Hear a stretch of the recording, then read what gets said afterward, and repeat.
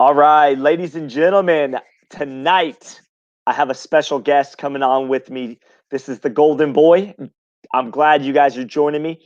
If you're not able to join live tonight, guys, you can always watch this later. So for anybody that's going to watch this later, we appreciate you tuning in at another time. But really excited about having everybody join. If you could, please like and share this post right now on your Facebook and all your local pickleball pages, because we want everybody to hear from Steve Deakin. This guy is an amazing talent on the court.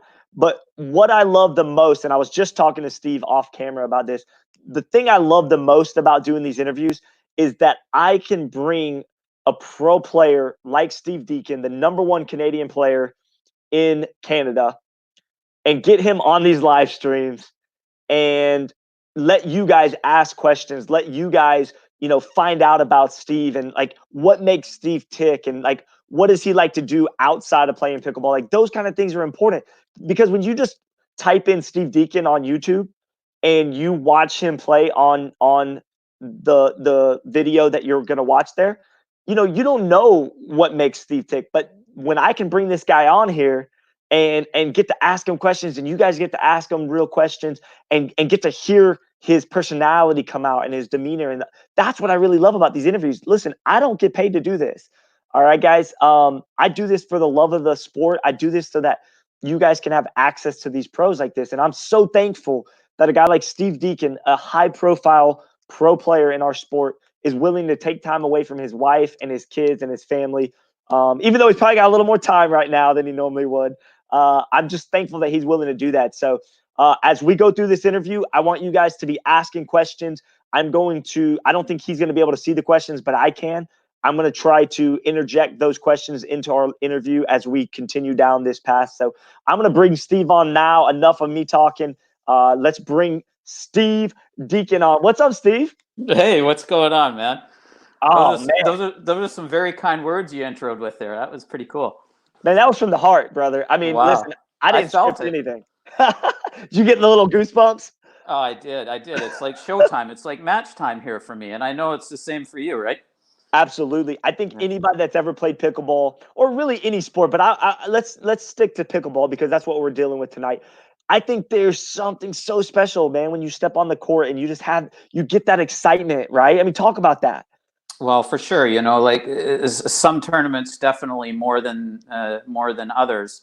But I can certainly tell you there's nothing more than waking up on game day and getting ready to head to the courts and go through your warm up and start the day of competition. And it's funny for me. I'm a type of player who really thrives on the energy of the crowd, and I actually perform better in front of larger, bigger stages. So, for me, I had a ton of fun last year and was really, looking forward to this year until this whole COVID thing kind of sidelined me. So, and you.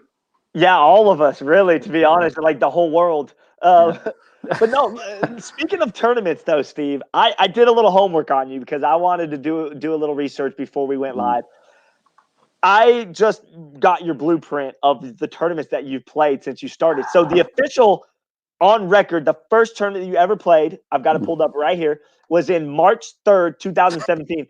And by the way, March 3rd, 2017 was the very first Saturday that I ever played a tournament in Nashville, Tennessee as well. So we had that. Are you kidding me? I swear to God, that is the exact same weekend. I played You my mean very both first our tournament. careers were hatched on March the 3rd? Yes, absolutely. You can go back to you can look me up on pickleballtournaments.com and you will see on March 3rd, I was in Nashville, Tennessee. Looks like you, my friend, were at the Burn Creek Leos Charity Pickleball Tournament number 3. Yes, I was. That's right. And I looked it up on your men's. You started, guys, for anybody that was wondering, you may never have looked up Steve Deakin on pickleball tournaments, but I did. And he started actually at 4.5. I don't know. And we're going to ask you about that in a second, but like you went undefeated in the men's 4.5. You just ran the table. And then in mixed, it looked like you went 5-3, and then you got silver in mixed 4.5.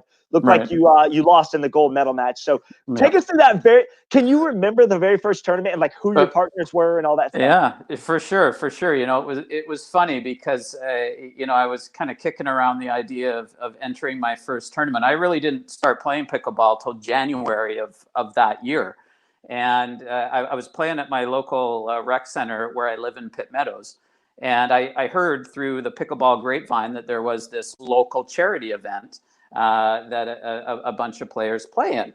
So I grabbed a guy that at that point was a 4.0 player, and I said, "Hey, buddy, do you want to play with me in this? It'd be kind of fun. Like I'm thinking I'll just self-rate at 4.5 and see how I do. I had a bit of a tennis background, so I guess sure, I think 4.5 I should be okay, right? So I enter with this fella, and then about 3 or 4 days before the event starts, he has to pull out. And No. I'm like, oh my gosh, how am I going to find another partner on short notice, right? So I start like poking around, and of course I have this tennis background, right? So I called up a buddy of mine, and Kerr. Mike Kerr. He only played one tournament, and that was the one with me. And I was phoning all my buddies, and I say, buddy, can you do me a favor? And can you play this pickleball tournament with me? And he goes, well, I'm interested. Like, what's the game all about? And he had never picked up a paddle before in his life, right? Wow. So I'm like, okay, listen, this is what I did, right? I went on to YouTube. I looked up my buddy Joe Baker. You know him? Joe Baker, yeah. Joe Baker. I know the name. The name. Pickleball 101, right? And I said to Mike, I said, Mike, watch this YouTube video. This is the general strategy of it all. And we'll go out and we'll hit together the next day. Okay. Wow. So we actually, I had never played in a tournament. I really had no idea how to stack. I had no idea, really how to play the game. And Mike stepped up, and he'd only played for 3 days, and we ended up. My goodness. Yeah. Well, Mike is a fairly talented tennis player, right? So did you take majority of the court, or did you stack? I mean, what? No, I didn't even know how to stack. I didn't know what it was. So we basically we played straight up. We played straight up the whole way, and I just said to Mike, "It's your job. You just keep the ball coming back, and I'll take care of the rest." But he stepped up, and we pretty much won that as a team 50-50. Were you guys bangers? Were you guys just straight like force? For sure. I had no I had no idea. I learned quickly, right? How you're going to get to that next level, but we were able to kind of steamroll the competition with the sheer banging mentality. That's incredible. Yeah. So did you start playing pickleball with the Selkirk paddle, or did you start with something completely different and then eventually get sponsored with it?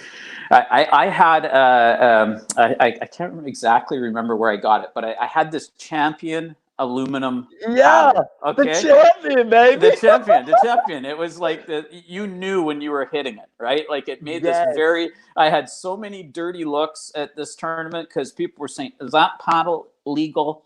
I got so much. And you're like, hell, I don't know. I said, why is everybody making a big deal about what paddle I have in my hand, right? And it was quite funny. Anyways, both Mike and I had the Champion paddles, and we ended up. I played with that paddle for just that tournament, and then I slid down to after that tournament. I slid down to Centralia and played the 5.0 event with Tim McVinney.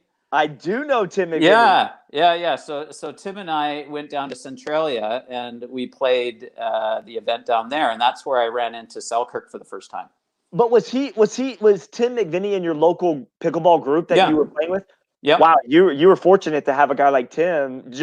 What I'm saying is both of you guys to be in the same area, because Tim's a very, very strong player. He's a very good player. Yeah, it was cool. We had Tim and Marco Jankowiak. Big tall German fellow I played nationals with in 2018. You know what? I do remember seeing you playing with that guy, but I didn't know who he was. Yeah. So he's a tall drink of water. Yeah, he's tall. He's making a bit of a splash on the senior tour this year, so that's good. That's awesome. I tell you, because we're gonna jump around a little bit, but while this stuff comes up, I'm gonna say it.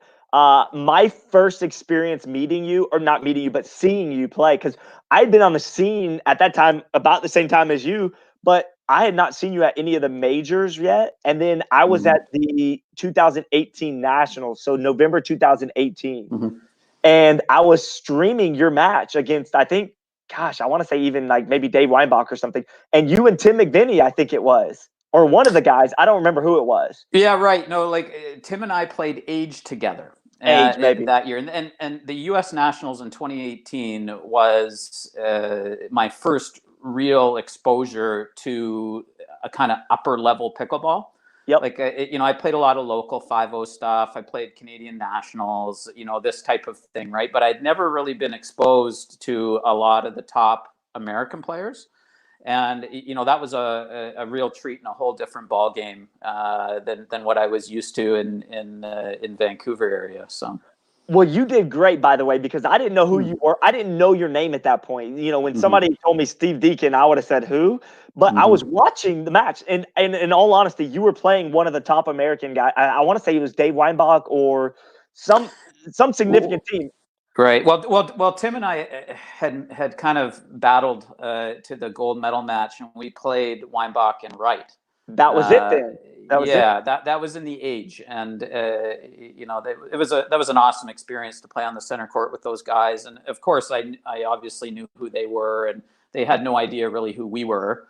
But that's kind of where it all started for me, and I got to know a lot of the guys over the course of the next few months, and go ahead. Did you know at that point going in that you had the talent and ability to hang with those guys, or was that the realization that you could? No, I always felt, being a competitor and having a somewhat extensive tennis background, is a similar surface that you play on.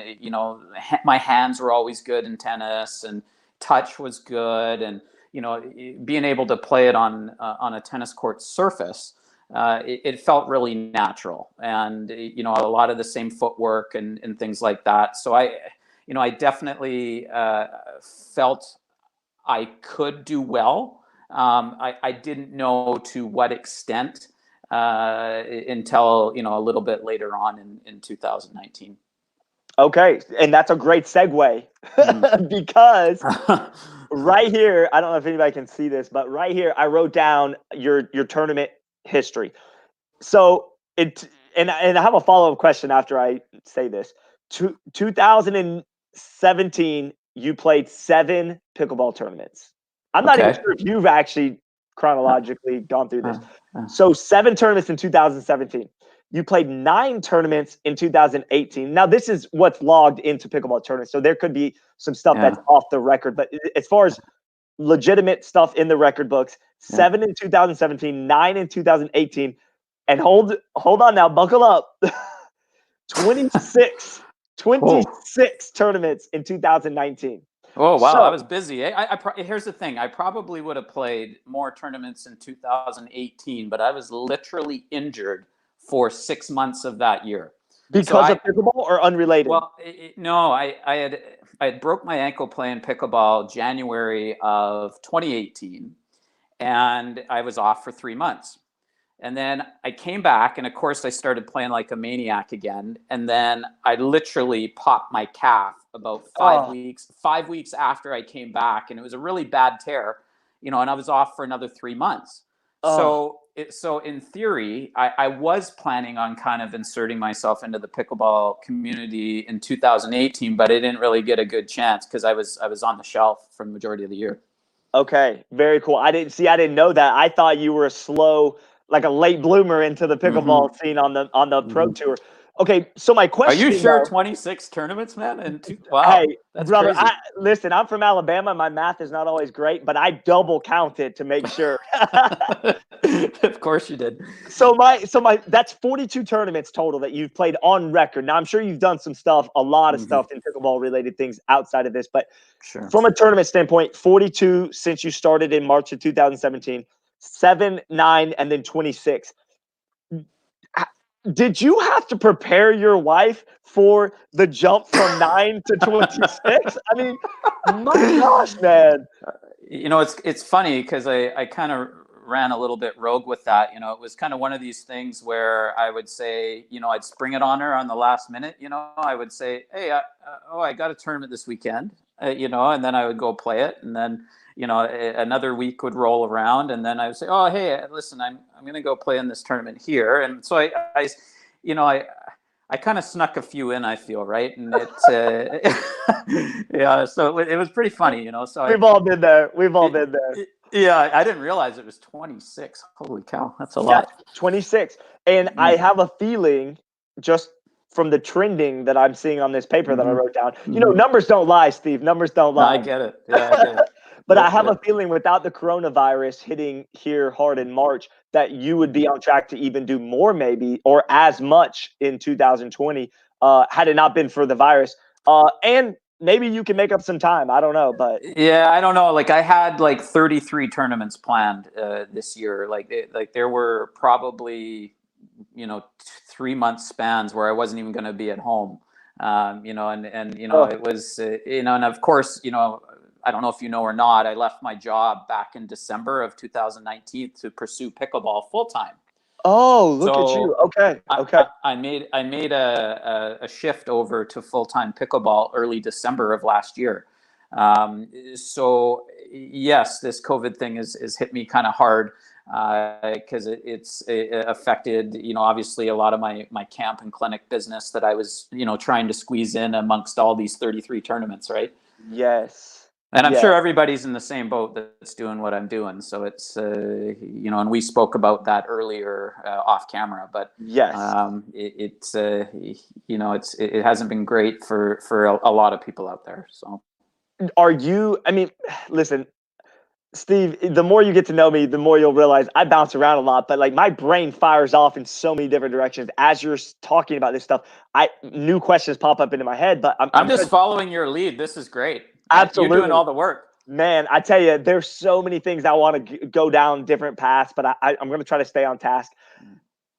Was this okay, so I'm getting to know you just like everybody else listening right now. We have had many interactions, but never on a deeper level, more just like joking about like your nickname and all that. And I just love your sense of humor, your personality, but now I'm starting to dig a little deeper with you. But are you a planner? So what I'm getting at is, you said you left your job in December of 2019, which, if I remember correctly, you worked for your uncle. That's right. In a business, in some type of business. So when you left in December, did you have a strategic retirement plan, or did you just like wake up one day and go like, I'm done with working? And I don't know about a retirement plan, but I knew, pretty much halfway through 2019 that, where I was working, I was basically limited on where I could go with that job. you were capped. I was capped for sure. And it was tough because obviously it was a business that, kind of my family built, 48, 49 years ago, that I just kind of sunk into. However, as you said, I knew it was capped, and I was having such great success in 2019 with pickleball. It kind of rejuvenated me, as being a competitive tennis player. This was something I thought could be a great living, for my family, right? And it's something that I love, and it was the best move. It is the best move I ever made. Absolutely.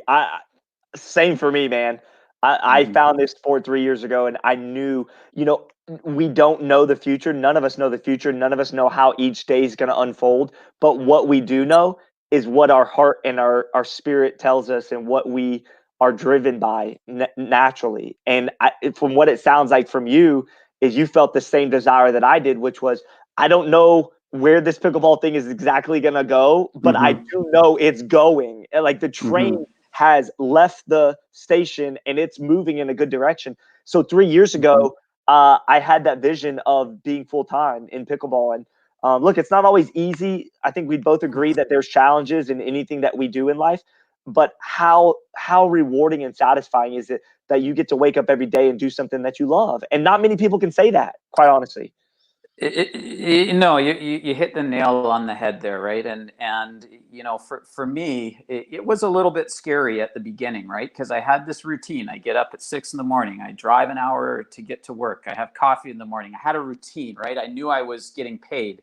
You know, so the initial push to kind of, you know, get me over the hump, I guess, it was a bit tough. And Stacy really pushed me hard.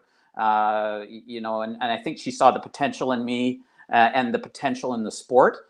But definitely, you know, I wake up, even now, I wake up every morning and I'm grateful, you know, for what I'm doing. And it's, you know, it's very special, right? Like I've met a ton of incredible people and, you know, tons of new friendships and, you know, so many different business opportunities. And as you said, the train is just leaving the station. Like the opportunities are endless. So, you know, once we get back on court here again, I can't see it slowing down. In fact, I see it going in the other direction, and that's up. Absolutely. And I want to commend you, by the way, for being able to be bold enough and courageous enough to take that leap, because I'll just put this out there. There are a lot of people in life who would love to be doing what you and I do, but maybe out of fear or obligation or whatever, are just scared to pull that trigger and make that leap. And I can tell you the best thing, and this is two people, but we are not the only two in pickleball that feel this way. But the two of us both agree that it's the best decision we ever made to do something full time into pickleball in this sport. Oh, for sure. I need, you know, as I said, I needed a little bit of a push, and you know, I got complacent doing what I was doing before, and it was paying the bills, and you know, it was secure, and you know, but I'm telling you, and whoever's listening, it was the best move I ever made. You know, I'm way happier now than I have been. Did I lose you, bud? Are you there?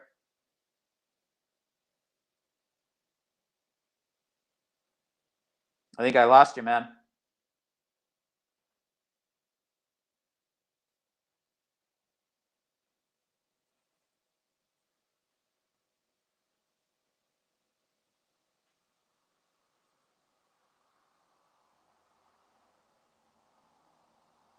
Hey, you there? Steve, There you are, bud. Yeah, I'm here, dude. man. I think it was something on your end. What's going on, man? What are you doing over there? No, sorry. I hit the wrong button and it I completely was put just getting everything off. going here. Yeah, no, you're good. You're good. So the last thing I heard was that it was the best decision you had ever made, and Right. my bad, man. That was crazy. I don't know. It just everything just collapsed on me. Listen, I was never a Marine, but if I was, I would be able to adapt and overcome, because that's what I just did. I just figured out how to get back here. Yeah, So, yeah. you know Well, what? I didn't Sometimes panic at all. I just spared or stared stupidly into the camera and hoped you'd come back soon. did I don't know if everybody else could still see you. Like, I don't know what happened. I don't think it disconnected, because we're still 27 minutes into this. So I guess what they were just watching you stare blankly into the screen, apparently. So Yeah, well, yeah. I must have scared a lot of people off, right? I love it, man. I love it. Actually, we gained viewers. Maybe it was me that was the problem. Maybe I should just go away. Okay, so that was odd, but okay, we're back live. All right, so many questions still, though. First of all, thank you again for joining me here. This is a good opportunity to jump into some of the questions that the viewers have. And the first question is from Ryan Ciasio. I don't know if I'm saying that right. Ryan Ciasio. He said, "Hey, Scott and Steve. Question for Steve about his third shot drop on the backhand. I think one of the best backhand drops in the game. You seem to use very little to no left hand. Many people who come from tennis use the left hand to assist that stroke. How do you develop that shot?" So basically what I'm gathering is you had a really smooth one-handed backhand shot on the third shot, and he wants to know how you Hey, develop Scott, that. you're kind of go. I can't hear you that well sometimes. It seems like a bit of a bad connection. So Oh, is sorry. it? it was the question about, you said hitting a backhand drop? He I said missed that. half of that. Yeah, so I apologize. I don't know why the signal's bad all of a sudden. He asked, he basically said that you have one of the best third shot backhands in the game, a one-handed backhand, and that Mhm. you seem not to use your left hand. And he wants to know, like, how do you develop the backhand third shot drop? How did you do that? And how did you decide on a one hand Oh versus my a gosh. two-hand? Well, yeah, like for me, I always had like a one-handed backhand slice in tennis, right? But I hit a double-handed backhand.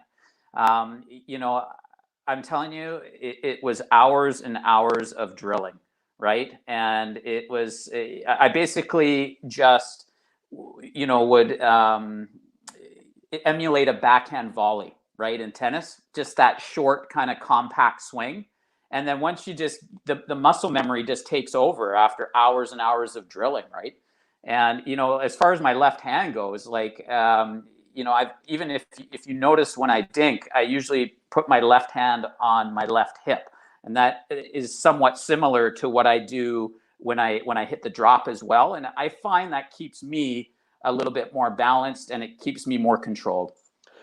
When somebody returns to your backhand so when they hit the return and it goes to your backhand, are you looking to hit your third shot from the backhand side to a specific spot, or do you just kind of feel out the return and see where it takes you? Yeah, no, it really obviously is going to depend on what side I'm playing on and who I'm playing against, right? Like in most cases, I'd want to kind of drop down the line in towards the middle of that half of the court, which would kind of stop guys like Loong and Johns from jumping the kitchen on the corner. I find that I like to play towards the middle of the court a little bit more than I would either of the lines or cross court, if that makes sense. You there? Yeah, did I lose you? It froze up for a second. I don't know what the deal is there all of a sudden. Okay, go back Yeah. to the last thing we heard as an Yeah. audience was it depends on who you're playing, and go from Oh, there. okay. Yeah, it depends on really who I'm playing, but I usually would put my drops anywhere into the middle of the court or into the middle of the half that's in front of me. So if I'm playing, the deuce court or the even side, I would try to drop towards the middle of the odd side on the other side of the court. So guys can't hop the kitchen on me. It basically is a lower part of the net there. So there's all those things that factor in, but it also is going to depend on, it really depends on who I'm playing too, right? Absolutely, absolutely. Great answer to that question. This is not a question, but this is a statement from Andrea Marcel Jones, who is an absolute doll. She said, "Steve I is an love Andrea. awesome. She is an amazing human being." She said, "Steve is an absolute gentleman on and off the court." So she just made a great statement. I think I would agree with that, and a lot of people most likely would agree with that. So Andrea and Joe were so kind to have me into their home when I came to play in Simone's event late February there, that Florida Slam. I stayed there with Adam Stone, and Adam hooked me up with Andrea and Joe, and I was incredible hospitality. They're just fabulous people. that's awesome, man. Yeah, I stayed with them actually as well during the tournament, and they are some of the nicest people, and just she's so giving. She referees pickleball matches all the time, and just gives her time freely. So we all always love somebody like Andrea who does that. So all Yeah, right, I'm pretty sure. I'm pretty sure she would play pickleball 7 days a week if she could. But we know that that's six, right, Andrea? that's right. All right, Keith Lazar has the next question, and Keith said, "What is the best way to determine a recreational player's skill level, and then after grouping the players accordingly, provide them with a path to advance to a higher skill level group?" So, Oh so do you gosh, understand what yeah. he's asking there? Yeah, I think so. I'm a type of guy who likes to get everybody out onto the court and do tons of drills, right? Work on really important aspects of the game like drops and dinks, and understand the serving and the returning aspects of the game. But I'm definitely good at telling somebody what skill level they are at, although I'm definitely not certified to do so. I love it. I love it. Yeah, I mean, I talked to him off camera about this question. He wanted to pose the question on the public live stream so that you could kind of Sure. chime in on it. But Sure. Another thing too, right? Like when I was doing clinics up here in Canada, like you'd post, okay, a 3.0 clinic, you do a 3.5 clinic and a 4.0 plus clinic. And, what so many players have a very high opinion of their game. And in reality, they want to learn what a 4.0 wants to learn. But in reality, they're a 3.0. Right. So, and I ran into that issue in a few of the clinics that I was doing. And of course, you'd have to recognize that and group, some of the 3.0s posing as 4.0s in their own little cluster and do their thing. Right. Absolutely. You'd still challenge them with the 4.0 drills, but it's a very interesting group. That's for sure. For sure, man. For sure. I agree. And it is an interesting group, and it makes up the bulk of pickleball, the 2.5 to 3.5 group. So very interesting question. Very good question. Thanks, Keith, for that question there. Awesome. And Steve did a great job answering that as well. All right. The next question comes from Sarah Marr. And Sarah says, Steve, what's your favorite karaoke song to sing? Here's the honest truth. I have never done karaoke in my life, but if I were, it would be AC/DC Thunderstruck. Boom. That's a great song, by the way. Great song. I keep wanting to know when you're going to come out with your first TikTok video. Hang on. I already have one out there. No. Yep. Yeah, it was. If you looked on the Facebook page there, you'd see it. I think Stacy posted it on my page for me. I did one because I was getting tired of the Waters and Dane stealing everybody's thunder. like Dane is a TikTok addict. That guy never stops. Well, let's be very, very clear. He didn't seem to have any time until the coronavirus hit. Now he's got all the time in the world for TikTok. So I just can't believe this guy. He's got a definite career in that. Like my wife spends more time on her phone looking at Dane Gingrich TikToks than she does talking to me. I'm telling you what, man. I'm starting to get a little bit worried. I'm a little worried because Ryan Treffery just posted something of how he can't stop watching the TikTok videos of Dan Gingrich as well. So, they're a thing of beauty. They're a thing of beauty. Like it's hard to look away, but it's a good time for sure. I love it. All right, the next comment is from Carla Spence. I think it's Tal. She said, "Hi, Steve. Greetings from Calgary." So yeah. Because I'm geographically challenged, where is Vancouver versus Calgary? Okay, so Calgary is about in the next province over in Alberta. It's about an 8 or 9 hour drive from Vancouver, and you can fly there in about an hour. Okay, awesome. Yeah. Awesome. Thanks, Carla, for that comment. You're going to like this one. Oh, that's not the one. Hold on. The next one is from Dane Gingrich. That was the first thing he wrote right there. Here we go. Is he actually watching? He is actually watching. Well, now I'm really nervous, right? That guy's my hero. He's mine too. All right, here you go. He said, I have a question. How does he think he and Williams will have a chance against Weinbach and me? So let's address that. I wasn't going to address it this early. And who? Him and Dave Weinbach, the Badger. Yeah. He wants to know how you and Nick Williams will fare against Weinbach and him in the senior division in about 4 years. Holy cow. That's I had a feeling a question like this was going to come, but here's the thing, right? Dane and Dave are going to be 4 years older, as are we, but I think we're going to be the young bucks coming in at 50, right? You'll be the young ones. Yeah, you'll be the young. I have a feeling it would be a bit of a snarly battle. I think both Dane and Dave have extremely good hands, and I'm not even going to make any predictions at this point. I gotta wait and see how this plays out in the next 4 years. Right? Me too. If I'm around in Yeah. 4 years, if I'm around, I will definitely be watching that one. And I feel like you and Nick would not even, you would be speaking telepathically or something not even verbal.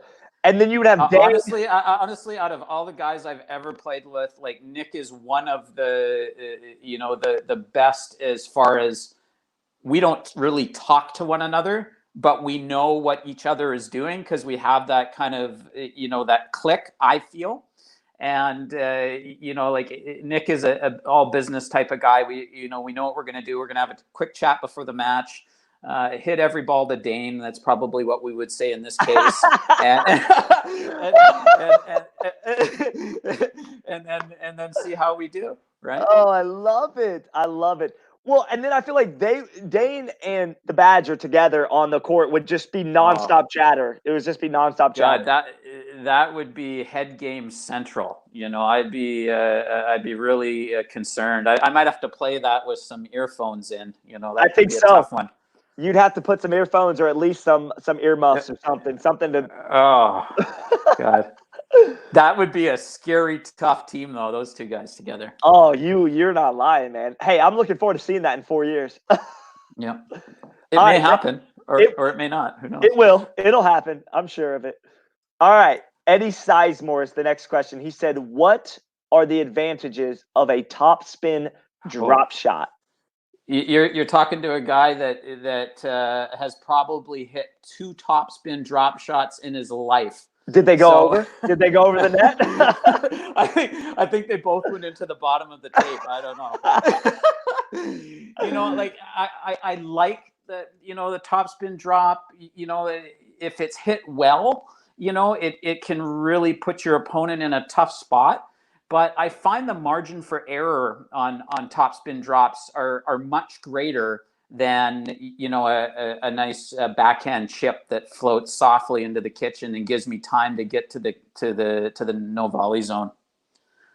Yeah, that's what I've watched you enough now. Listen, if you're good and comfortable at hitting a topspin drop, I think it's a great shot. It's just not for me, right? It doesn't suit my game style, and I'd rather play the percentages and make sure I hit my drop 9.5 times out of 10 instead of maybe getting 6 out of 10 like I would with the topspin drop.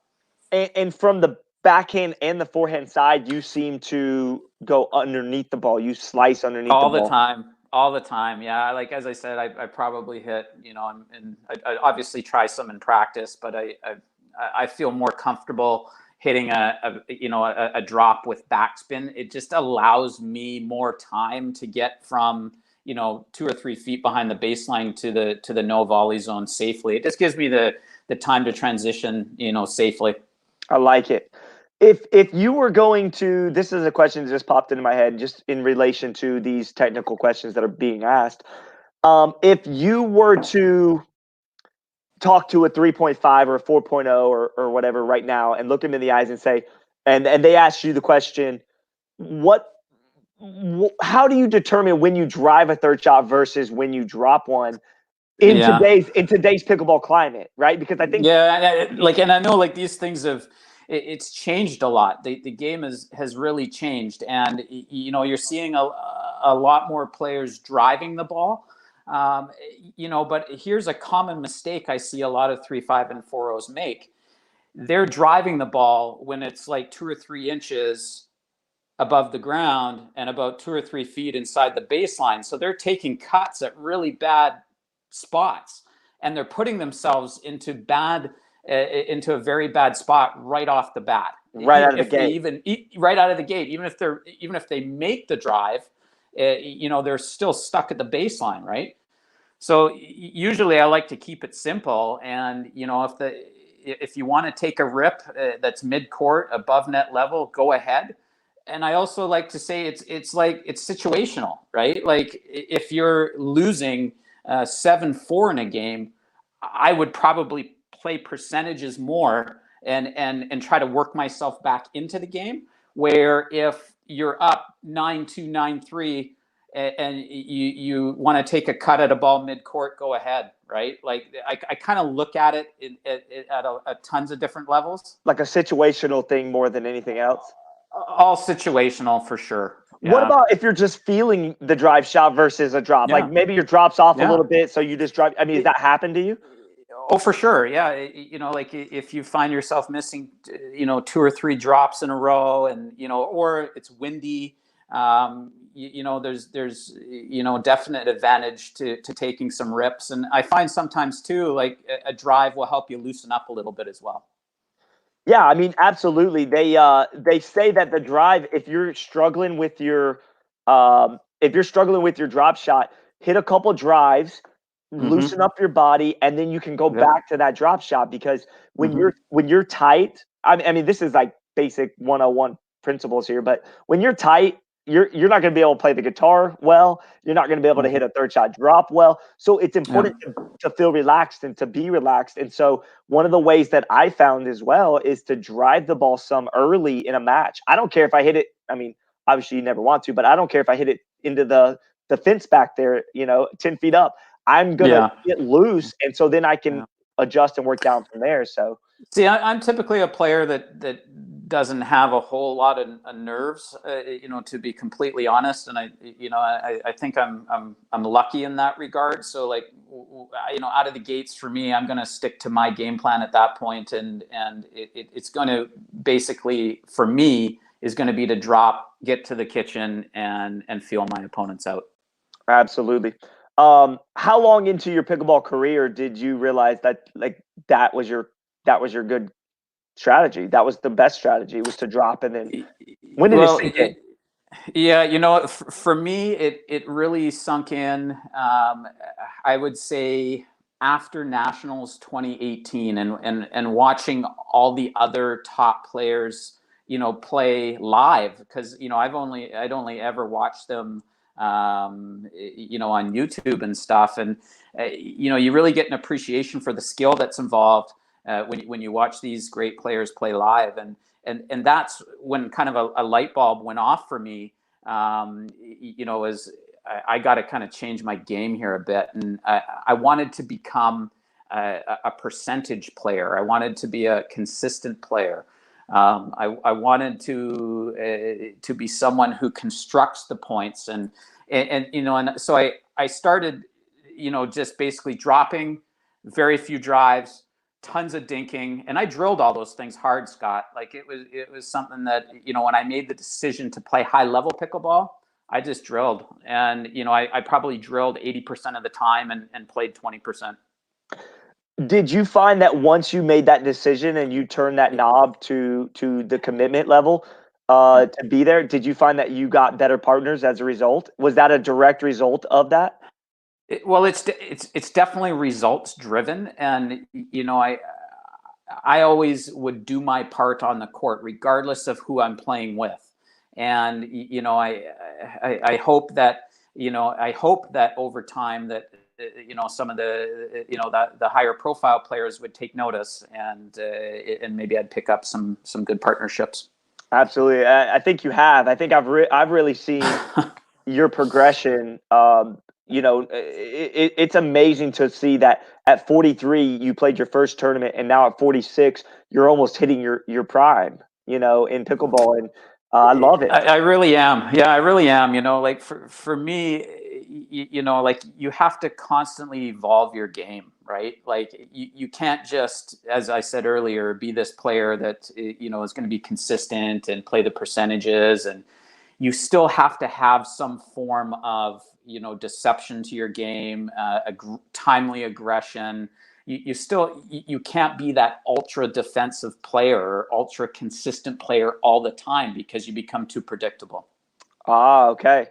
Do you find that as the game has changed and it's becoming more aggressive? Like I even saw Tyson McGuffin make a shift in his game recently where he seems to be attacking more instead of just being all defense. And like I mean, the man's a wall; he can get everything back. But like I noticed in recent tournaments, in recent competitions, he's becoming more like he's pulling the trigger faster and more.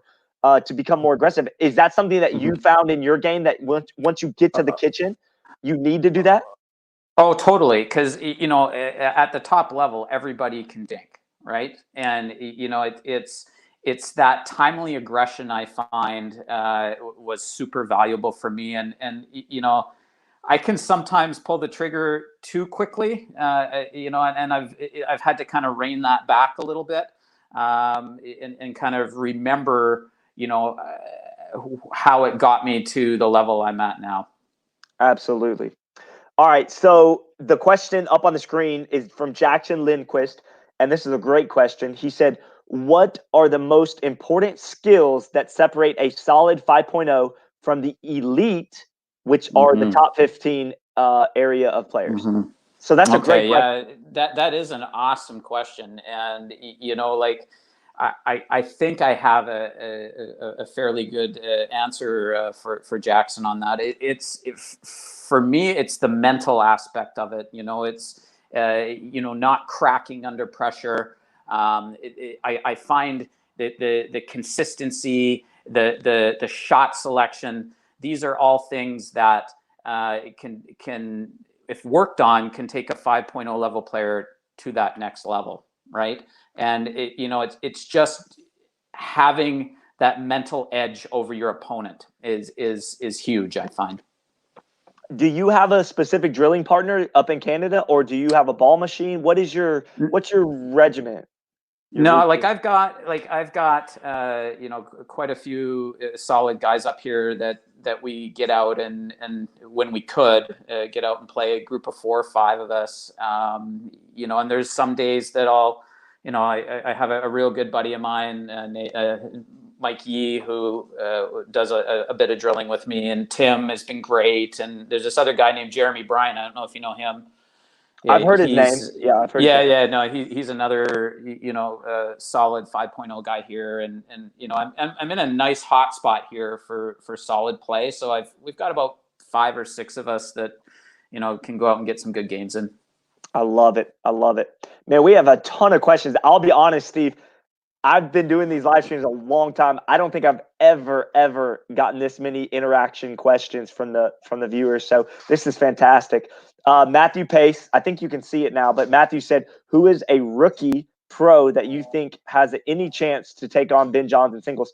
I'm going to go ahead and say I don't know that there's anybody right now that can take on Ben Johns in singles. Well, especially a rookie pro. I don't think I have anyone. There's this one fellow, Jay. Yeah, Jay Duvier. De Villiers, or a big, strong kid. I guess he's from Kansas area, and I think his singles game is pretty sweet. But I just don't think there's a single person from a rookie's perspective that's going to be able to beat Ben Johns at this point. Tyson's playing really well, but he's far from a rookie, of course. Yeah, and it's funny because the 3 years that I've been in the sport, I've watched that. Of course, we all have, but like Tyson McGuffin versus Ben Johns is kind of the Yankees versus the Red Sox. You know what I'm saying? Like they always seem to find each other in the finals, and I think in singles, it's a clear distinction that you got Ben Johns, Tyson McGuffin, and then Kyle Yates and a few others right there. Deckel is an incredible singles player. Even Riley Newman's been playing some pretty good singles lately. Colin Johns, all these guys are just incredible young athletes, right? Absolutely. It's crazy. It's crazy how that stuff's and that was one of the questions I wrote down to ask you was, have you ever played singles in a tournament? Have you ever done that? I played one singles event at a local event, and I played 3 or 4 guys that I guess were 4-5, 5-0 level, and I don't mind singles, but it's I have way more fun playing doubles. I had a dream of playing singles, but actually Deckel crushed that dream at nationals last year, I had him and Wes and Eric over to the complex where I was staying. We had a nice private pickleball court there, and we played a few hours of doubles.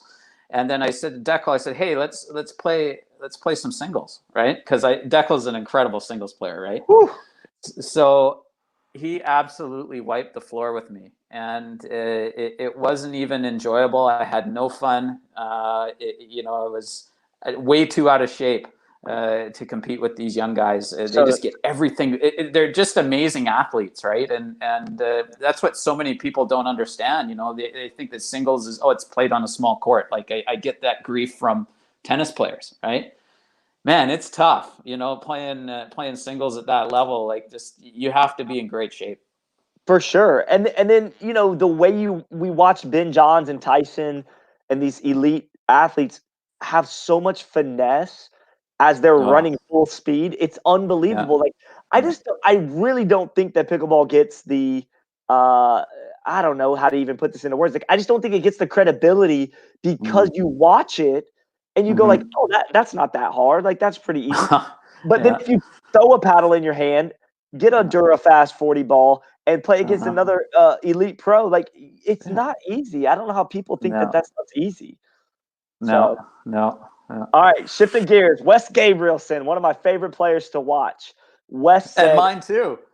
absolutely. The dude's an awesome, awesome guy on and off the court. One of the legends in our sport. If Wes doesn't go into the Hall of Fame, I may have to write a letter. But he said, "Have you been to Miami lately, Steve? At least Oh, before the pandemic hit." oh gosh, no. I wish I have, but the last time I was anywhere near there was, I guess, for that Florida Slam event in Bonita Springs. That was the closest you got to Miami, huh? Which was about an hour and a Yeah. half away, maybe 2 hours. Yeah. So. And then I also had the good hang on. I also had the good fortune of playing with Wes at the World Pickleball Championships in December. That's right. I remember watching you Yeah. guys. That was fantastic. I actually did Yeah. the pro commentary for that. You guys are a Yeah. lot of Yeah. fun. A lot of fun to watch. Wes is one of the most fun players on and off the court, and he was so fun to play with. I can't Have wait to you play more with him. have you ever seen a guy slice his backhand dink so hard? I mean, that guy, he cuts through Oh, that thing better than anybody. yeah. No, it's the best in the game. Like it's just got so much bite, and it's not the most fun to try to hit a drop off of.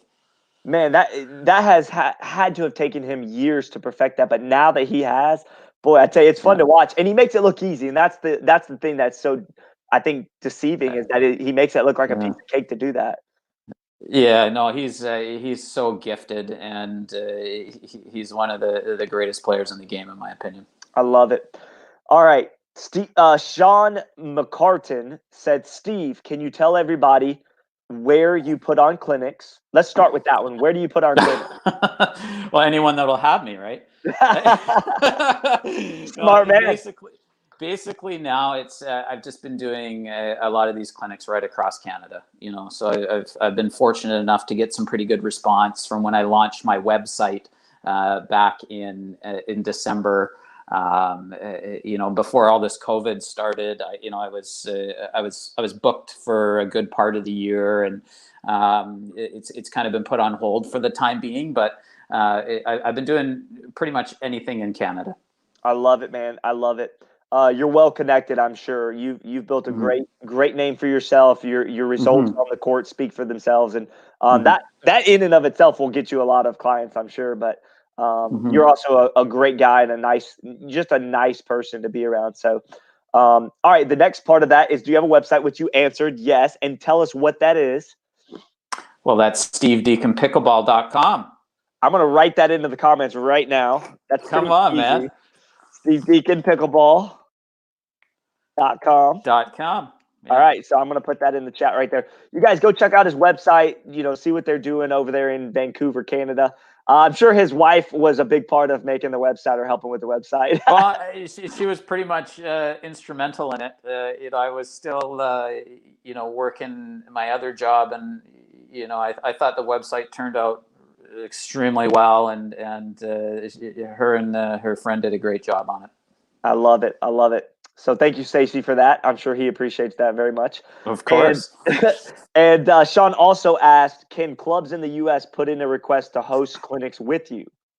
Yeah, yeah, like the US thing's a bit tricky. I don't have a work visa yet to slide down there. If they want to come up here to Canada and take something from me, I'd be glad to have them. But I'm working on an athlete's visa so I can do some work in the States as well. I love it, man. I love it. All right, let's see. Skip said, oops. Skip said, how long do you think Ben Johns will dominate the pro singles? Boy, they're asking Gosh. you a lot of questions about Ben singles. I can't get away from Ben no matter where I go. I just want to have a nice conversation and not have to talk about this kid. No, I'm just kidding. I think at this point, I would give him. I just don't even know who's going to challenge him at this point, with exception to the obvious, Tysons and Collins and Deckles and all these guys. Like, unless somebody absolutely fantastic enters and starts playing, I say Ben's good for the next 2 to 3 years. For sure. Man, I tell you the scariest thing about Ben Johns in singles or in doubles in general is that he's 20 years old. He's a 20-year-old. Yeah. He's not even, Yeah. honestly, he's still in college. Guys, listen, he's in college still at the University of Maryland. This guy's not even taking pickleball serious yet. Like, you guys are in trouble in singles. I'm telling you. I have nightmares about this kid. Like, he's just so good in so many different aspects of his game, and he can almost turn it on and off like it's a switch, right? And he's fantastic for the sport, and it's definitely something that I love playing against him. It's always fun and challenging, and we have some pretty good exchanges, I think. Absolutely. So that is a great segue to this question, which is your most recent encounter with Ben Johns was at Simone's tournament in Florida, correct? It was, yeah. I saw him far too much. Right. So tell the people watching what it's like to play a 20-year-old on the court that's so like wise, and he's smart and he's disciplined and he's patient. Like, you played him in mixed, you played him in the gold medal. Let's talk about the gold medal match, because that one was very exciting. Gold medal match, Simone and Ben versus you and Lucy Kovalova. Ben and Simone have played several tournaments and won a lot together already. You and Lucy, if I'm not mistaken, that was your first time competing together, correct? It was our first time. Yeah, no, it was our first time, and it was an awesome opportunity. Like, I was kind of unsure how that day was going to go, and obviously I had big shoes to fill, and she was obviously has probably played with only Matt, so there was obviously that chemistry thing that needed to be worked out early on in the day. But as the day went on, at least from my end, I had a fantastic time, and Lucy was amazing to play with, and I was super comfortable playing with her at the end of the day. That's awesome. In 3 years, I've never seen her play with anybody but Matt Wright until you. And I would like to know, behind scenes, were you like the teenager or the young adult that was like proposing to the girl, and you had to get the dad to like, did you go to Matt and be like, I would like your blessing? Like, I'm gonna play with her either way, but I would like your blessing to play with your. Oh, that's funny. No comment. Yeah, no comment. No comment. I love it, man. Okay, Skip Sorich said, how long? Oh, no, that's the question we already had. The next one is from Fred Spence. This is a long one. He said, in 2019 Nationals, you were playing Kyle Yates and Ben Johns, and you or your partner was called for a non-volley zone infraction or violation that led to a long discussion with the referee. Can you explain in detail what happened? P.S. Thanks for the Canadian mojo high five in Mesa in February. Oh, I love it. I love it. Holy cow. Yeah, no, I was hoping nobody would bring that up, because I was, I'm still kind of sore on that, but talk about it. yeah, long story short is, basically what happened is Eric and I got tied up at the no volley zone. And at one point I was inside the kitchen, which I was, and I didn't make contact with the ball, right? Eric hit the ball, not me. Right. Oh no. Are you kidding me? Oh my God. Continue with the story. Continue. I can't. Oh, this is amazing. This is amazing. This was probably one of the best surprises I've ever had in my life. Boom! I knew it would be. I knew it would be. So essentially, I'll keep it short. I'll keep it short. I'm off track now. God, this Ben guy's good looking. Yeah, I got him all flustered. He's all flustered now. Yeah. So essentially what happened is the ref said that even though Eric hit the ball, he called me on, and I've never heard another ref say this in my life, or I've never heard anybody else with this story. He called me on a connection. So he said basically I was standing on Eric and I was in the kitchen. And so my foot was on Eric. My other foot was in the kitchen. Eric made contact. That's what happened. Okay, but I was like, how can you call that at that what a particular clutch part play. of the match? Clutch play. I don't know how many $20 bills Ben had shoved into his pocket part of that match. I would love to go back to the 2019, I think is what he said, Nationals, and see the look on Ben and Kyle's face when this was all unfolding in front of him. Yeah, I was not happy. It's rare. It's rare that you would see me argue with a referee. I've done it maybe 2 or 3 times, so I was fairly certain I may have been right, but it is what it is. I love it, man. Those controversial things in pickleball come up from time to time, but the thing that I admire the most about the pros at that level is that most of the time it doesn't result. It was just such a huge point, right? Yeah, what was it? 9-9? I'll probably never forget it. But was it 9-9 in the third game? Second game. No, it was like 9-7. But it was we were on a roll. I felt it. You guys were in trouble. Okay, so how did that play affect the rest of the game? Because when something happens to me, I usually get more fired up, and it motivates me to play better. But some people go in the opposite direction. Well, let me tell you, it ended really quickly. I probably hit one more ball. It gave us match point, it was over. Yeah. Oh, that was about it. I love it.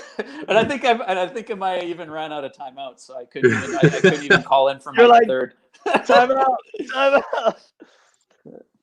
Ben, now that we surprised Steve Deakin, which, by the way, Steve, you set this up perfect because I had been kind of secretly texting Ben on the side while we're doing the side feed, and then you're like, I wish I could just go one day without talking about Ben or hearing. And then ta-da! I came in at a perfect I really time. enjoyed this was a great surprise. I love it. Well, I was like, Ben, when would you like to come on? And he's like, well, I'm busy at the moment. I can come on a little later. I was like, perfect. Not knowing that you would set this up, that somebody would ask about Ben's singles game. And now for the last 20 minutes, the Steve Deakin interview has turned into talking about Ben Johns. Really? 20 minutes on me? Yeah. Wow. I can't avoid you, man. I can't avoid you. It's just question after question about Ben Johns and his singles performances. And in my mind, I'm like, I don't really care. I don't even play singles. Exactly. I'm thinking the same thing. I feel bad. Steve, what is Steve? Steve doesn't want these questions. Come on, Dude, the number one pickleball player. You steal my thunder everywhere. Everywhere I go, you're always stealing my thunder. Man, I swear to God, I'm watching these questions pop up, and it's literally 3 or 4 questions in a row of Ben Johns singles game. That has nothing to do with Steve Deakin. Nothing to do with Steve. Guys, pull it together. Come on, stay on track. It's the number one player in Canada right here. Steve, tell us about Ben Johns singles. I love it. All right. It's a relevant question. But seriously, while we've got you with Steve Deakin, take a moment to tell the people watching what it's like to play against a guy like Steve, where, this guy came off out of left field, essentially, in my mind. But he comes from a big tennis background, and this guy's made his way onto the big stage. You faced off against him recently in Simone's tournament. Like, what's it like playing against Steve? I love playing against Steve. He's so fun. Well, first of all, he gets a lot back, so the points go on for a while, which I love long, awesome points. And then he's got, in my opinion, the fastest backhand release on quick volleys than anybody has. So if you want to get in the quick hands rally with somebody, this is the man to do it with.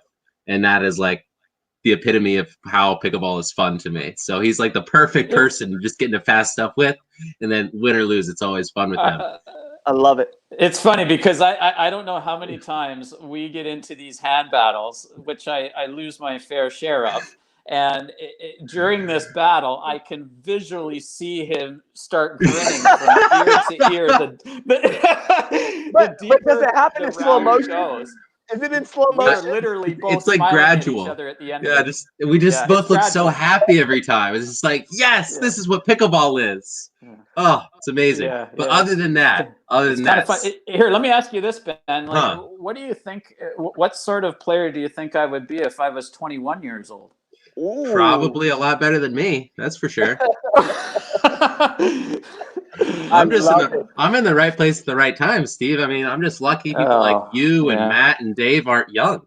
Yeah, you guys can compete when you're like 46, 42, and 50. Here I am at 21. Like, come on, it's a no-brainer. But you're not. So I'm gonna take advantage. I love it. Yeah, go for it. Ben, do you see a guy like Steve at 46 years old? Do you see a guy like Steve being able to stay relevant in pickleball even in the mid 40s? Let's say from 46 to 50. I'm not saying that he has to beat you at every tournament or even win at the highest level at the biggest stage, but like, can a guy like Steve, in your opinion, at 46, 47, 48, and 49 still be a relevant pickleball pro to compete with you guys? He's already relevant. He's Nationals finalist, TOC bronze medalist. I mean, he's like a top 5 player for me. So. Yeah, but I said to continue to, because as you turn 22, 23, 24, and 25, he's turning 46, 47, 48. Yeah, well, I mean, the good news for him is as soon as he hits 50, he's out of here. Gone. I'm in my prime. See you guys. I'm out of here. He's in his prime. These are his years to play against the young guys and still win his fair share. And then, at seniors, right as he's about to get edged out. I mean, it's perfect timing. So really, the joke's on me. That's perfect. Exactly. Steve, when you're going to these big tournaments and you at midnight the bracket releases, do you at any point between midnight and the next morning at 8 a.m. when you play, do you look at the bracket or do you just go in and just go screw it, I don't care who we're playing, let's go? Was that for me or for Ben? I said Steve, but I don't know if you heard me. Yeah, Steve. Oh, sorry, I missed you. Your connection's not great. For me, I usually will look at the bracket first thing in the morning when I wake up, just to kind of see how bad of a draw I got, and go from there. Do you see that? Like, let's say you're gonna face off against Ben Johns in the second round. Oh, well, that doesn't happen. No. Stevie D plays me in the final. That's the only time he ever plays me. He's always in the final. That's touche, Ben. Touche. That's true. But do you ever? Okay, let's say you see him in the semifinals. Are you like, oh crap, it's Ben again, that pesky 21-year-old, or do you go like, hey, I love this opportunity to play against the best in the world? Well, here's what I like to say. Like Eric and I think we played Ben and Kyle 4 times. We played them twice at TOC and twice at US Nationals, and it's the only team that Eric and I have lost to. So so that's a pretty big deal for you, Ben and Kyle. Yeah, I mean, I kept telling you, like, you guys are a legit team. I don't know why you don't just keep playing with Eric. You guys are. I'd expect to see you in the final every time. Seriously though, I always have a good time playing you guys, and I know it's always going to be a challenge. And I'm trying different things, pretty much all the time. you know, I do have even though I think I'm probably 0-87 against Ben, but every single time it's fun, and that's all I can ask for at this point is, yeah, of course I'd like to end up on the other end, as most players would, but I just have a great time with it, and I'm just grateful for being on the court with these guys. That's awesome. Will we ever see Steve Deakin's agent and Ben John's agent linking you guys up for a tournament? Will there ever be such a thing that happens? Well, this is probably the perfect opportunity. We got to play one. We got to play one. Just to see if you like it, just to see if I can carry you a little bit. Steady as a rock, Stevie D. I mean, it's very tempting. I mean, I hear Dave Weinbach has him locked up through 2022, so I might have to wait a while, in which case get on the list. Yeah. I'll just get on the wait list. Well, I can go onto somebody's injury reserve list or something like that, right? Ooh, and then just like take them out, like that one ice skater. You mean you don't? You mean you don't have one of those? I got an injury reserve list. You don't have one? Ben has 3 lists. He's got 3. Not just 1, but 3. That's awesome, guys. That's awesome. Listen, this was fun. Steve, it took everything in my being not to tell you that Ben was going to come on randomly during this interview, but it worked out the best way possible. Oh, Scott, we got another thing to talk about, though. We got one more big thing. This is what I really came on for with Steve. Okay, bring it. Yeah. All right, so Steve, there's a little virtual tournament going on that Simone Jardim has set up, where basically we compete in like some physical and pickleball activities via the virtual world. And what Simone tells me is that you wussed out and said no because you were afraid of losing to people like me. And I just want to know why that is. Well, you know, it's very obvious, you know, like, you know, I told her I would chew on it, right? Like I haven't said no yet. Okay. But you know, if it goes, you know, like there's a fairly good chance I may try. I want your commitment tonight. Tonight. Oh, I need commitment from my partners. Okay. If I need you as a future partner, I need commitment. I like where Ben's going with this. See, what you don't realize here is it's a win-win for you. If you lose, you can say the same thing as in pickleball. I'm twice your age, buddy boy. I can lose you in physical stuff. If you beat anybody that's half your age, you can rub that in for forever. Forever. That's a win-win. That's a win-win. It's a no-brainer. You know what, Ben? Believe me, if I ever get that first win against Ben Johns, he'll probably be in this virtual tournament. There you go. It's a no-brainer. That's awesome, man. I'm chewing on it. And as far as the first win goes, I just can't believe it hasn't happened yet for you. I mean, you've been so close, so many 9-9s, and like, I feel for you, Steve. I really do. Hey, don't you have any homework to do? Oh, I got lots. See, right here. This is my homework desk right here. Oh my God! Okay. I feel like the 9-9s have kept Steve Deakin up many nights. He had one with Lucy. He might have had 2 with Lucy. National. Yeah, the 9-7 one didn't hurt. The 9-9 one hurt with 9-7 hurt with Adam. Everything. You remember the 12-11 at TOC? 12-11. You remember that one? Yeah. Oh, thanks for reminding me. Yeah. This is just getting worse and worse. Do you remember the 12 Ernies in one match at TOC? I wised up to that though. Yeah, but half of them were violations. Okay, but wait. Is it really a violation if nobody calls the violation? Yeah, it's violating me. Tell that to Dave. And Steve, at number 11, what took it to number 12? It's a definition of insanity, right? I was doing the same thing over and over again, expecting a different result. I just like to make Ben look good. Okay. I love it. He's a great agent. What can you say? But hey, you pull it together at Nationals. There was only 1 in 2 matches at Nationals. How many earnings did you have there, man?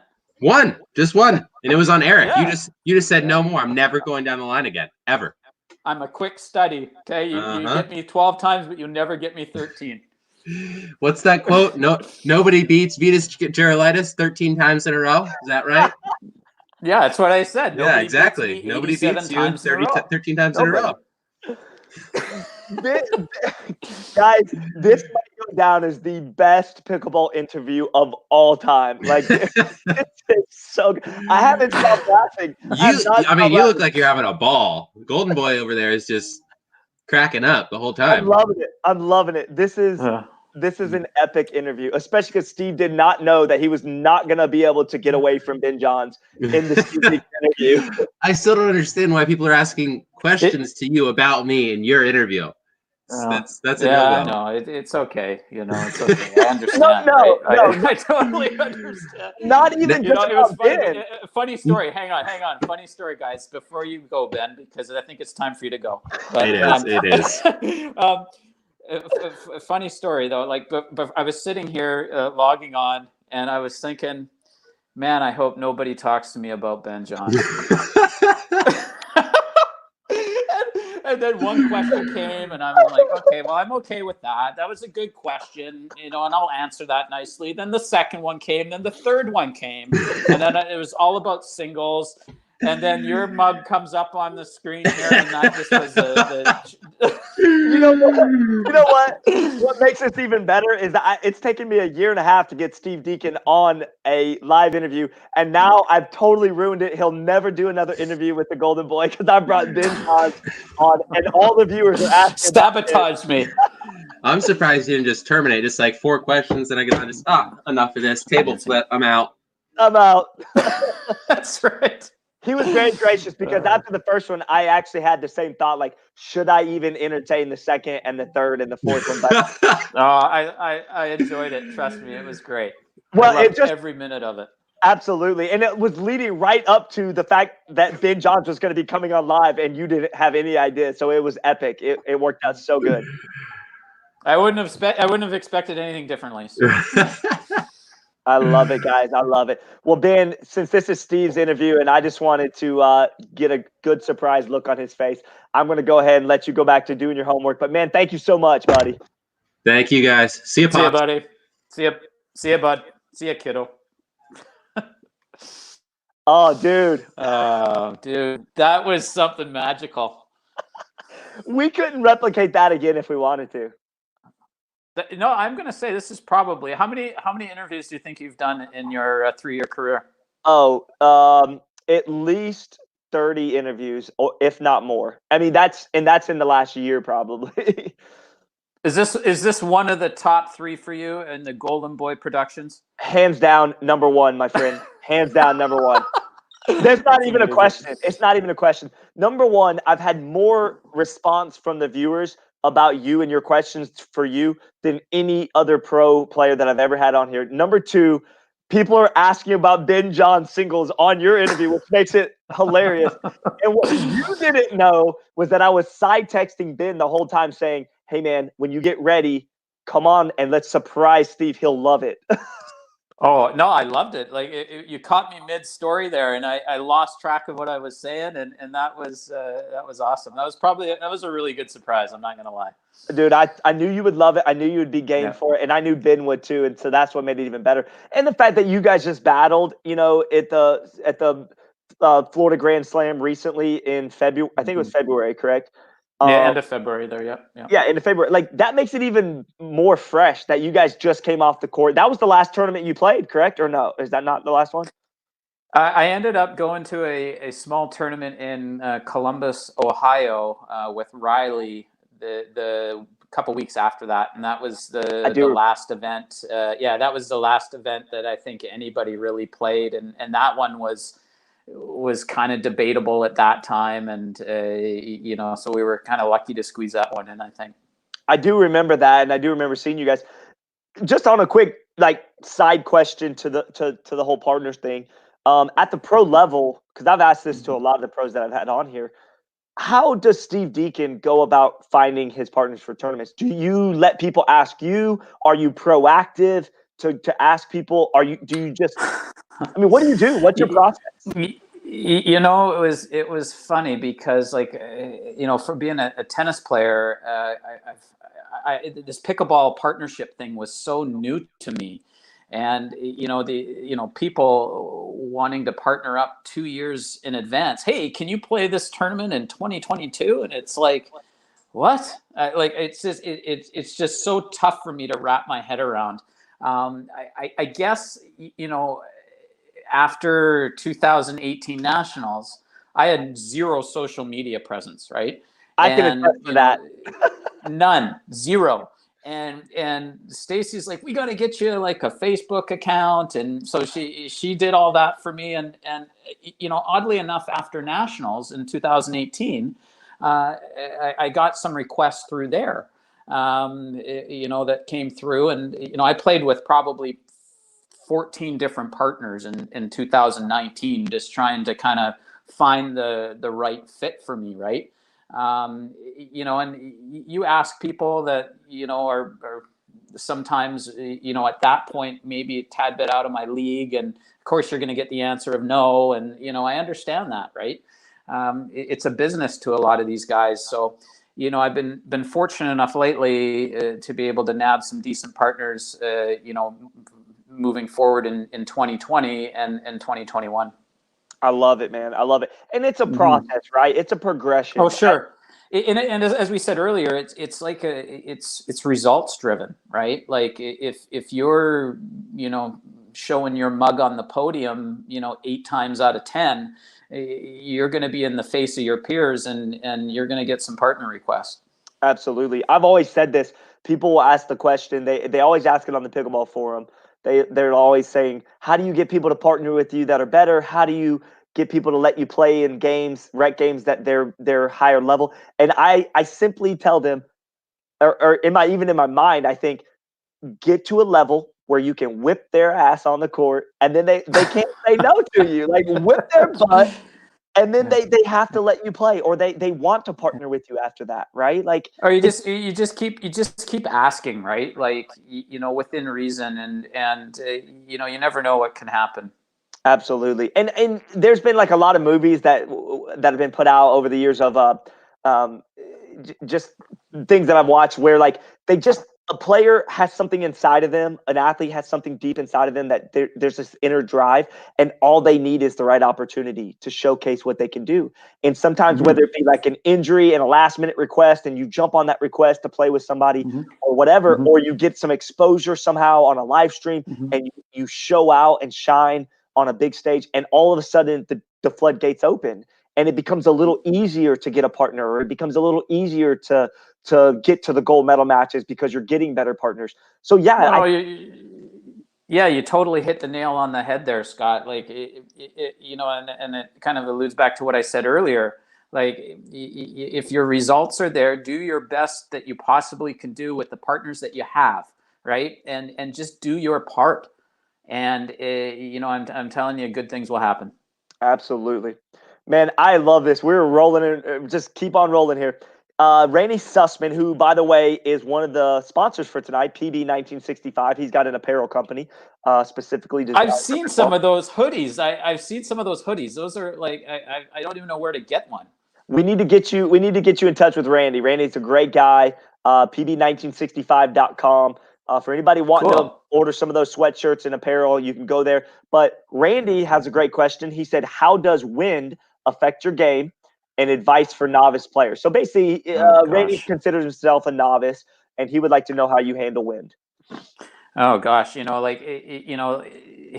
the thing for me, right? When I pretend, basically the wind is another opponent, right? And it's something that's the same for both sides of the court. Obviously one side's going to be into the wind, one side's going to be against the wind, but it's the same for everyone. And I see so many novice players, as you're saying here, Randy, say, that wind, and that wind. There's so much negativeness around the wind, and it's the same for everybody. Block it out, move on, adjust your shots, and just do the best you can. Like, we were playing in Florida in winds that I swear were 15, 20 miles an hour, that were literally stopping the ball on the way to you. You've got to adjust to that, right?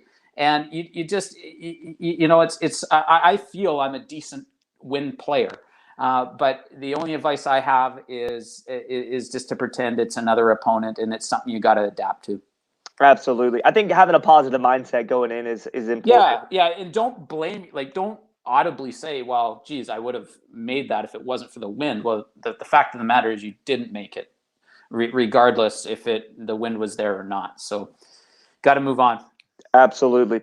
All right, so the questions from the viewers have kind of subsided temporarily. They were absolutely loving the surprise by Ben Johns. The timing was great, so that was all some comments on there. You can go back and look later.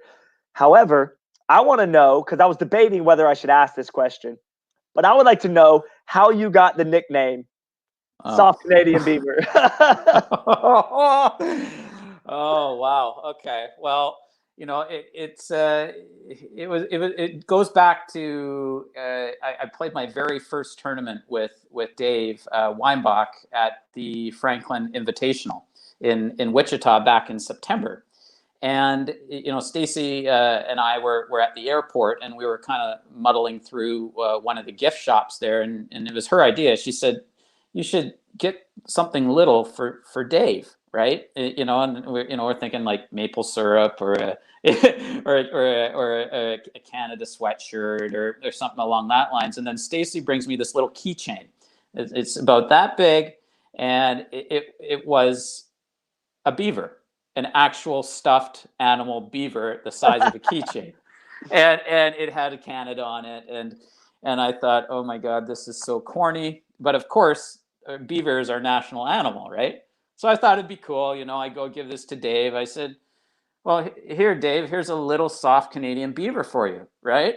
And Dave was like, oh, yeah, this is nice. I'm gonna put this on my bag right now. Like, it just went whoosh right over his head, and I had to say it over and over again. But that's kind of how that nickname came to be, and we became the Beaver and the Badger. And I still don't know to this day how I feel about it, but I love it. Well, and I stumbled on this whole thing in the 2019 Nationals when you guys were just playing pickup games. It was Alton and Dave versus you and Tim McVinney, and you guys you guys were absolutely having a blast cutting up. And then that whole story about the nickname came up, and I was like, well, it started out just we were throwing around the nickname Beaver and Badger on the same court together. And it was just an awesome, like, to me, that was just an awesome story, and I thought it would be cool to share that. No, it was cool. It kind of came on it by accident, but I love it. Have you ever seen a Canadian beaver up close? Many, yeah. I love it. All right. So now I'm just going to go through some of these questions. We'll do like rapid fire. So basically, there's a bunch of questions. So just like rapid fire, you can answer short, brief stuff as we go along. Some of them may be a little longer answering, but how long have you been married to Stacy? 10 years. No, more than that. Sorry. This will be the 11th year. 11th year. Do you have kids? Stacy and I don't have kids together, but we have 2 little wiener dogs that are our kids. And Stacy has 3 kids from a previous marriage, and I have 2. Awesome. So you guys are a big family, big blended family. Love it. Christmases are fun. I bet. You got to do a lot of clinics. That's right. And do any of those kids play pickleball? Any of those 5? Do any of them play? Well, a couple of Stacy's boys played some pickleball. I think last year or the year before. We brought them out, and they were very good at it. I don't think they've really stuck to it. And neither of my kids play pickleball. And I'm assuming you don't push. You just go play and do your thing, and then. No, I've never been one of those parents to push. So if whatever they're happy doing, I'm happy for them. I love it. What's your favorite color? Red. Okay. What's your favorite food of choice? Oh, that's easy. I love ribeye steaks. Oh, good choice. Yeah. Do you have a favorite restaurant in particular? You know, I've got a few different favorite restaurants. I'm a huge fan of Morton's Steakhouse or Gotham Steakhouse here in Vancouver. Anything where there's really good meat, I'm a fan. Awesome. If you could describe Steve Deakin's pickleball game in one word, what would that word be? I would say irritating. I love it. Yes, you are the man. You make me laugh. That is so good. That was not the answer I expected, but I love it. If you could describe in one word what you look for in a pickleball partner, what would that one word be? Consistency. Ooh, you're hitting. Ooh, that one hits deep. Yep. Yeah. What have you been doing during the quarantine time to stay active and in shape while we don't have actual pickleball going on? I have been super grateful to have a gym in my garage, so I've been able to kind of maintain the weightlifting and the training. And I actually just a couple weeks ago got into mountain biking again, and I used to be really big into mountain biking 15 years ago, but I kind of started riding again and staying in shape. So I'm kind of using this time to kind of get back into some other things that I used to like to do. I love it. January 2017, when you found pickleball, did you ever suspect that pickleball would have such an impact on your life as it does in the current time? No, I had no idea at all, because at that age I was 43, and to be able to play a sport at its highest level, I thought was way out of range for me at my age, because most sports at the professional level, you got to be in your early to mid to late 20s to be at your peak. And here, pickleball has allowed me to compete with the world's best at my age, and I'm super grateful for that. It gives me an opportunity to kind of relive my youth a bit. I love it. We've talked about that before when I first met you and kind of talked off camera. You talked about how that pickleball has rejuvenated that inner fire in you as a competitor, and that you could apply that to pickleball in a way that brought you onto a national scene. I mean, this is we're living in incredible times right now, and you're a part of something very special. And I'm glad that I've met you through pickleball. Certainly. Yeah, this is amazing. Yeah, for sure. All right, if you could put a percentage on the amount of time you spend thinking about pickleball during the week, what percentage would that be? Let me think here. I would say, be smart about this answer. Yeah, I know, right? Like, this is a lose-lose situation. You're setting me up for failure here. I wanted to see how you would answer it. I would say 80% of the time. I love it. I'm in that range as well. I'm in that. That's a safe number, right? That is a very safe number. Yeah. All right, dude, you're good. You're smart. I like it. What's your biggest or most significant accomplishment to date in regards to pickleball? So it doesn't have to be a gold medal. It can be anything that's been significant in your 3-year journey. Oh, gosh, there's quite a few kind of things that stand out, but I'm going to have to revert back to Nationals 2019. Having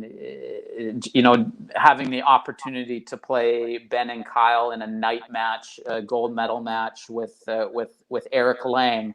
It was surreal for me, right? Like the crowd and the energy and the music and the whole process there was incredible. And I was grateful enough to play with Michelle Esquivel in the mixed doubles. And we had a really good result as well. So that whole week at Indian Wells is something I will most likely not forget.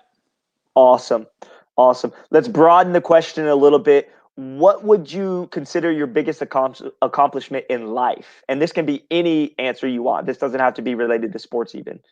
Wow, that's a really good question. I would say, obviously my kids, are definitely something that I'm very grateful for. Marrying Stacy was definitely a highlight in my life.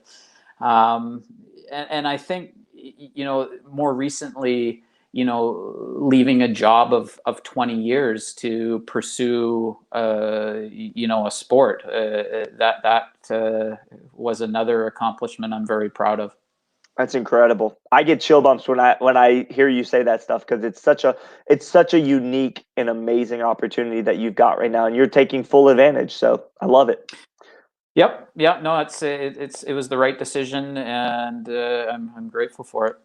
I love it. What sports did you play growing up? I played obviously tennis, but I was also playing at the same time soccer and baseball. So I was playing, 3 sports, up until I was about 12 years old. Awesome. Which one of those 3 sports did you enjoy the most as a kid? It was funny, I love baseball, to be honest, and I can't even tell you why I decided to play tennis at that point, but I definitely enjoyed the team aspect of baseball, and but obviously we choose things for a reason in life, and if I did not choose tennis, I would never have found pickleball. Oh, that's awesome. Yeah, you know what? Everything in life does happen for a reason, and the path and the journey took you to where it is today in pickleball, and I love it. All right. Were you born and raised in Vancouver, Canada? And if not, where were you born and raised? Yeah, I was born in a city called Burnaby, which is just outside of Vancouver by about 10 minutes. I grew up in a city called Port Moody. Went through elementary school, high school there, and I've always lived in the Vancouver area. Very cool. Do you have family there as well? Did you have extended family that lives in the Vancouver area? Yep. Pretty much everybody on my mom's side, lives here, and we're all very close. Awesome. All right. How did you go about getting sponsored by Selkirk? And is that the only sponsorship that you have in pickleball? And what I mean by only sponsorship is, are you sponsored with any other companies that endorse you or anything right now? And do you have, this is a great opportunity for you to kind of put this out there, but like, do you desire to have some sponsorships outside of just Selkirk? Not paddle wise, but anything. Mm-hmm. Mm-hmm. Well, of course, I think every player wants to be able to capitalize on what they can. Selkirk for me has been with me since pretty much day one, and it's been an awesome support for me. And I couldn't have asked for a better sponsor in the Barnes family. They're amazing people, and they put out incredible product, and I've been grateful to be a part of that team. That's awesome, man. Selkirk is a great company. They do everything very, very first class. They go all out. So I love it. How has pickleball brought you out of your shell? In what way? Did I have a shell? Was I in a shell at some point? I mean, I just mean like, okay, like, did you ever see yourself doing these interviews for the pickleball community? No, I can definitely say that, and as you said, it's taken you loosely a year and a half to get me on your show, and I think you may have asked me quite some time ago, and I was kind of reluctant to do it, and I wasn't really on the scene at that time, right? And I'm in situations like this, I'm okay, but I don't know. I guess I'm a bit of a shy guy at times, but I love doing these shows, and I love chatting and answering the questions, and it's actually I'm enjoying it. So yeah, that certainly shines through. I have enjoyed this interview, and for anybody else that I've interviewed, I apologize, but dude, this has been my favorite interview. I love it. If you could describe your personality in one word, what would that word be? Stubborn. Oh, good one. I think that's a lot of us, but that's a good word. Do you prefer partnering with righties or lefties? That's a good question. And I've thought about that before. I prefer playing on the odd side of the court, and so I do, like, Wes is a lefty that I enjoyed playing with, but it doesn't really matter to me. If as I said, I'll go back to what I said, what makes a good partner. As long as they're consistent, they can be on my side of the court. I love it. That's awesome. All right, Ralph Leonard Wood said, "Are you going to defend your St. George, Utah title with Dave in October?" I don't think the schedule is going to allow for that this year, unfortunately. I loved it in St. George. That was just an amazing pickleball community, and it was such a fun tournament. But I think I don't think the schedule is going to work out for me this year. Fair enough. All right, Ben Johns, after we let him go, has now commented. He said, "Remember, we want commitment for the PPA virtual showcase by tonight, Pops. No brainer, be there." Well, I'm chewing on it. I'm chewing on it. He's still chewing on it, Ben. Sorry, bud. Yep, stewing on it. Stewing and chewing. I love it. All right, Julie Trulio. I think I'm saying that right. Trulio. Any chance Steve is teaming up with his college teammate again in a big tournament? Who was your college teammate? Well, I'd like to know, because did I go to college and sleep through it? Yeah. I didn't go to college. Interesting. I don't know where she got that from. Maybe she thought that you had teamed up. Who Julie are you thinking of here? Is she online now, or? I think she should be. She just asked the question at 9:36. So, Okay, maybe she'll come back to us. yeah, I think she'll probably clarify. So, okay. Man, I gotta tell you, I have enjoyed this so much. I honestly don't want it to end, but I also don't want to abuse your time because it's been an hour and 44 minutes. So, I usually. Oh wow, okay. Well, I usually try to keep, time has gone very quick here. I'm not gonna lie.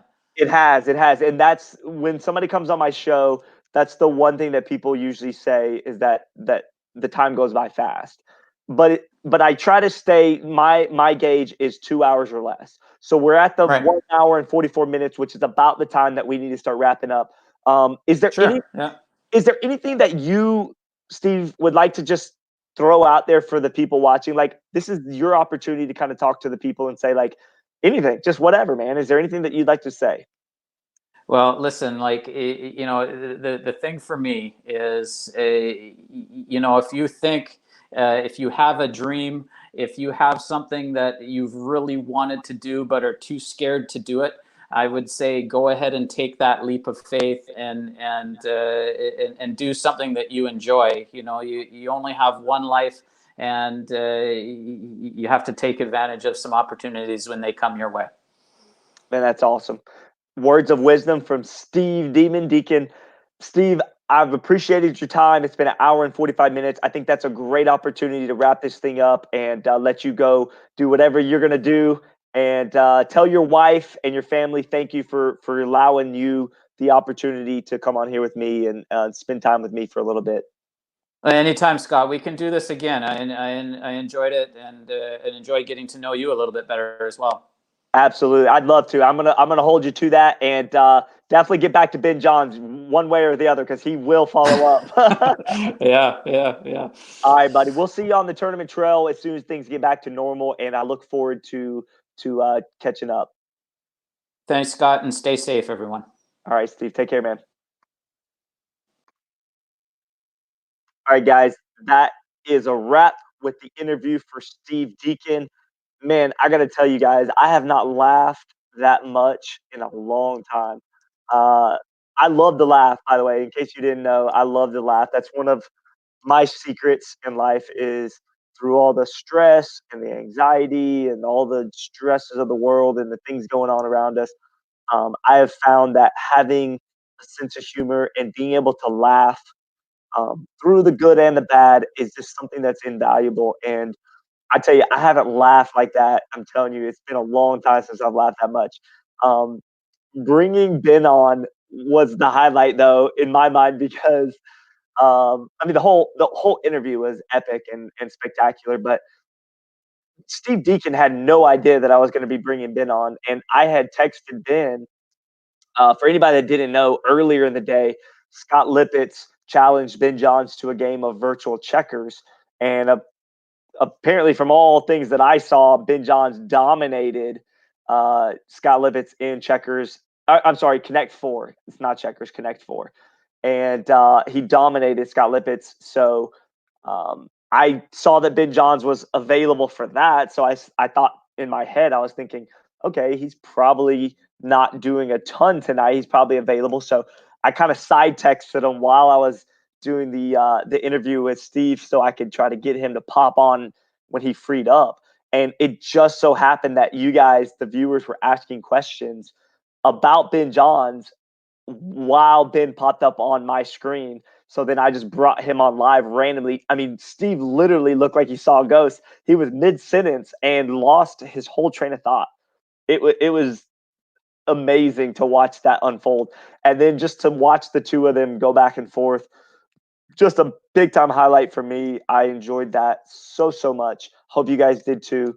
And I hope that you guys watch these interviews. I know it was long. I know an hour and 48 minutes is a long time to watch stuff, but man, if you do it, if you enjoy it like I do, it's the hour and 48 minutes just flies by because we get to watch these guys like Steve Deakin, Ben Johns, Kyle Yates, just Matt Wright, Lucy Kovalova, Simone Jargin. Like we could go on and on about these top players, but it's fun for me to bring these people on and to allow you guys the opportunity to interact with them. And for me, honestly, it's a real treat to get to interact with these guys and these female players in a way that is bigger than just watching them on YouTube. Because when you watch somebody on YouTube, all you get to see is like a one-dimensional side of that person.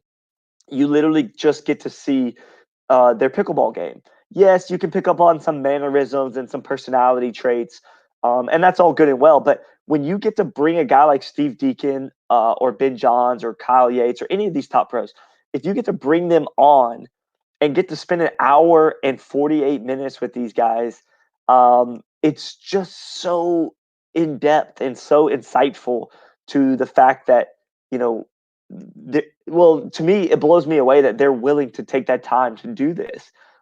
Listen, I mean, just being transparent, I did not pay Steve Deakin to come on here with me. Okay, like I did not pay any of these pros to do what they're doing, and let that be a true testament to them and what their heart is, because these guys and girls and females and males that play pro pickleball come on to the show with me because they love the sport and they love the interaction and the dynamics of what pickleball is. It's such a social thing. And so that's why I do what I do. Yes, an hour and 50 minutes is a long time to do an interview, but it took me a year and a half to get Steve Deakin on here. So I was going to take every opportunity to keep him on here as long as we could, because he's such a great guy. I mean, he's a not only is he a great person, he's got a great personality. He loves to laugh. He is a top pro player in our sport.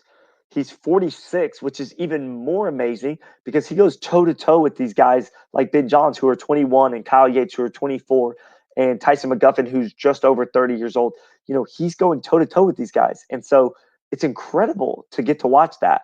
And then to get to spend the time with him is just an amazing thing. So all right, I'm going to jump off of here. It's been an hour and 50 minutes now. I appreciate you guys. I don't know. Leave me a message if you started watching from the beginning until the end. If you were a super trooper and watched all 1 hour and 50 minutes of this interview, leave a comment. Let me know that you were one of the super troopers, because I appreciate you guys so much. I know a lot of people pop in and pop out, but for the people that watched that from start to finish, you saw an incredible interview. It's probably going to go down as the best interview of all time in pickleball, in my opinion. Certainly, it's number one for me and my personal experiences doing these live interviews with the pros in pickleball. And also, I want to take one last opportunity to thank our two amazing sponsors that this live stream was brought to you by tonight, which was pb1965.com and Jigsaw Health. And their slogan, obviously everybody's heard it, but it's fun to feel good. And Jigsaw Health is coming on in a big way. PB's 1965 is coming on into the pickle sport in a big way. And these guys are making an impact. And I reached out and wanted these guys to be a part of what I'm doing, and they were more than generous enough to be sponsors for tonight's interview. So thank you guys so much as the sponsors, and I look forward to doing business more with you guys in the future. Again, thank all you guys for watching, and we'll see you later.